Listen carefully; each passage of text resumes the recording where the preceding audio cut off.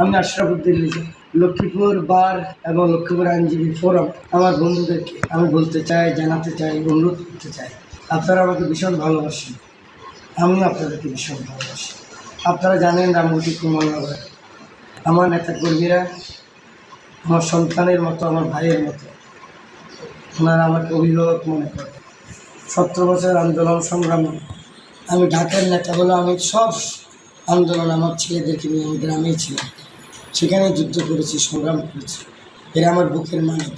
কিন্তু আমার নেতা তারেক রহমান, আমার নেত্রী দেশ নেত্রী খালেদা জিয়া এবং শহীদ প্রেসিডেন্ট জিয়া রহমান যে রাজনীতি, সেই রাজনীতির সাথে এক সুতা আমি কারোর সাথে আপোষ করব না। সেই কারণে গতকাল রাত্রে 3টা মামলা করিয়েছি আমার প্রিয় লোকদের বিরুদ্ধে। আশা করি লক্ষ্মীপুর বারের সম্মানিত আইনজীবী ভাইয়েরা আপনারা এই মামলা নেবেন না। আমি জানি মামলা নিলে আপনার কিছু টাকা পাবেন, প্রয়োজনে সেই টাকাটুকু আমি দিয়ে দেব। দলের স্বার্থে, দেশের স্বার্থে, বাংলাদেশের মানুষের আশা আকাঙ্ক্ষার সাথে আপনারা এই মামলা নেবেন না, এই মামলার তদবির করবেন না। আমি করজোরে আপনাদের কাছে নিয়ে